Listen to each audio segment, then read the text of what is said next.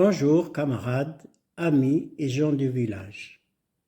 Connaissez-vous cet octogénaire, ce bel homme? C'est Maxime Vivas. Un grand pourfendeur, je dirais même un éventreur des fake news. C'est aussi un homme de gauche et un grand ami de Mélenchon, le président de la NUPES. C'est enfin un néo-intellectuel. Un intellectuel qui censure, mais qui n'aime pas être censuré. Il arrose, mais n'aime pas être arrosé. Et mieux que ça, il censure et insulte. Oui, insulte. Vous n'êtes pas d'accord avec lui, eh bien, il vous insulte. Moi, Hassinus, M. Maxime Vivas m'a censuré et insulté. Il m'a traité de troll. Qu'est-ce que ça veut dire troll? Ça vient de la mythologie nordique, qui veut dire un peu un monstre qui ne réfléchit pas, et même un tout petit peu psychopathe. Je serais donc psychopathe. Pourquoi? Voilà donc de quoi il s'agit. J'écrivais et je débattais dans un site qui s'appelle Le Grand Soir, c'est un site de gauche où toutes les personnalités de gauche pouvaient écrire et débattre, exposer leurs opinions et débattre, bien sûr. Et voilà, il y a quelque temps, M. Maxime Vivas semble être devenu l'administrateur principal ou du moins l'administrateur le plus influent. Voilà. Alors moi, j'ai écrit un article qui s'appelle « Réponse à LGS » que vous trouverez facilement sur Internet. Voilà, il a été publié et puis hop, retiré. Et c'est Monsieur Maxime Vivas, le détenteur de la vérité absolue, qui a expliqué pourquoi cet article a été censuré et il m'a traité du fait de troll. Ça veut dire un homme qui ne peut pas réfléchir et qui ne dit rien de bon. Et parce que, évidemment, lui, Maxime Vivas, en tant que néo-intellectuel, il détient la vérité absolue. En tant qu'héritier de Voltaire et Diderot, c'est ce petit racisme intellectuel français dont M. Maxime Vivas est, me semble-t-il, un très bon représentant. Mon article critiquait, c'est vrai, très fort, Mélenchon, le président de la NUPES, auquel je n'y crois pas, je n'y crois plus du tout. Rappelez-vous, dernières élections présidentielles, deuxième tour, il ne prend même pas le temps de réfléchir pour demander à ce qu'on vote, pour pousser au vote pour M.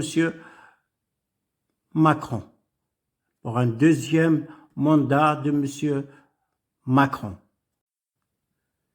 Moi, à Sinus, j'ai vraiment très mal, je souffre, c'est une véritable souffrance pour ce que subit la gauche qui plonge dans la mouise absolue. C'est une gauche violée, manipulée, conduite par des gens qui ne croient pas en une seule seconde aux valeurs de la gauche. L'énigme pour moi, c'est comment ça se fait que les gens de gauche puissent élire comme ça des gens qui défendent des idées contraires aux leurs.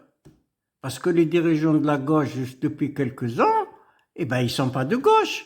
C'est des gens que j'appelle, moi, un doigt à gauche et 4 doigts à droite. Mélenchon, j'y ai cru comme tous les gens de gauche. En 88, avec la foison de drapons rouges, j'y ai cru. Et j'ai même fait une vidéo de soutien à sa candidature aux élections présidentielles de 2016, que vous trouverez sur Internet. Comme beaucoup de gens de gauche aussi, j'ai oublié qu'il vient du Parti socialiste. qui n'a de socialiste que peu de choses, hein. C'est quand même le parti de Valls, de, de Hollande, de Fabius, tous ces gens, c'est un doigt à gauche pour faire croire et quatre doigts à droite, n'est-ce pas? Et aussi, j'ai oublié qu'il a soutenu l'OTAN dans la destruction de la Libye. Ça, c'est une grande faute de ma part. J'aurais jamais dû oublier cela. C'est un grand admirateur de Monsieur Mitterrand, le président de la République française dit de gauche. Et il calque un peu ses méthodes, c'est-à-dire créer des fausses attentes. Mitterrand, par exemple, c'est le spécialiste des petites miettes à gauche et du grand cadeau à droite, comme par exemple privatiser les médias, ce qui revient à les mettre entre les mains du grand pouvoir financier. Voilà, c'est une arme essentielle dans leur domination idéologique. Donc, plusieurs petits faits m'ont amené à penser, m'ont persuadé que M. Mélenchon est investi d'une mission. Il est investi d'une grande mission, celle de réunir derrière lui et d'aspirer le maximum de gens de gauche, non pas pour les faire avancer, mais pour les neutraliser au profit de la grande finance. Comme ça, la grande finance peut continuer son règne de 40 ans déjà et plus. C'est ça, je pense. Et parler bien, il a beaucoup de talent, certes, et ce talent, il est mis au service de cette mission. Réunir les gens de gauche, leur faire croire qu'il est le grand Zaïm. Zaïm veut dire le grand chef, incontestable, hein. Incontestable et aussi néo-intellectuel, hein, qui a la parole. Mais tout ça, c'est du festin, hein, c'est rien du tout.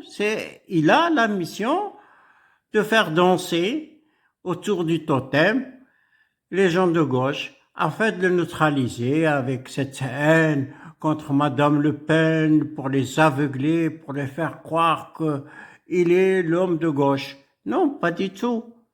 La haine anti-Le Pen ne valide pas la qualité d'homme de gauche. La haine, c'est une œillère. C'est ce qui permet à l'âne d'avancer tout droit, il ne regarde plus en arrière. Et c'est comme ça la gauche qu'elle fait avec sa haine contre Madame Le Pen. Il n'y a que de la haine. Madame Le Pen, son idéologie, elle est presque partagée dans toutes les parties, hein. Sauf que les autres, ils ne le disent pas franchement, et c'est plus caché, plus pernicieux. Tenez par exemple M. Ciotti, il est pire ou meilleur que Madame Le Pen, et pourquoi lui serait républicain et pas Madame Le Pen? C'est pas la haine qui fera reculer Marine Le Pen. Ce qui le fera reculer, c'est le recul du pouvoir financier et de la misère qu'il induit en France. C'est ça, c'est la seule chose qui fera reculer Madame Le Pen. Ce ne sont pas les insultes, vous pouvez l'insulter. D'ailleurs, elle monte avec les insultes. Vous l'aidez. Si elle est aux portes du pouvoir, c'est grâce à vous, grâce à vos insultes. Et vous prétendez être contre elle. Non, franchement. Si vous voulez contre le fascisme, il y a le fascisme ukrainien, il y a Netanyahou, il y a beaucoup de fascistes, c'est contre eux qu'il faut faire. Et puis ce silence sur les nouvelles réalités mondiales, avec le recul du dollar, le recul des États-Unis partout, pas un mot sur le BRICS, pas un mot, comme si ça n'existait pas. Sincèrement, on peut être un homme de gauche et soutenir l'OTAN et avoir même un peu de respect pour l'OTAN, considérer que l'OTAN est utile en Europe. Non, franchement, on peut être un homme de gauche et penser ça. C'est incroyable. C'est incroyable. Quand on est de gauche, monsieur, on lutte contre l'OTAN parce que l'OTAN est une véritable organisation fasciste. Vous connaissez, monsieur Maxime Vivas, la chanson d'Enrico Macias?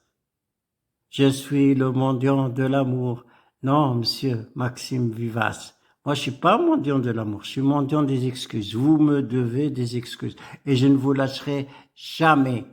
Parce que vous n'avez pas à m'insulter. Vous pouvez ne pas être d'accord avec ce que j'ai écrit. Ça, c'est votre droit. Mais dans le respect, en ne me traitant pas de troll.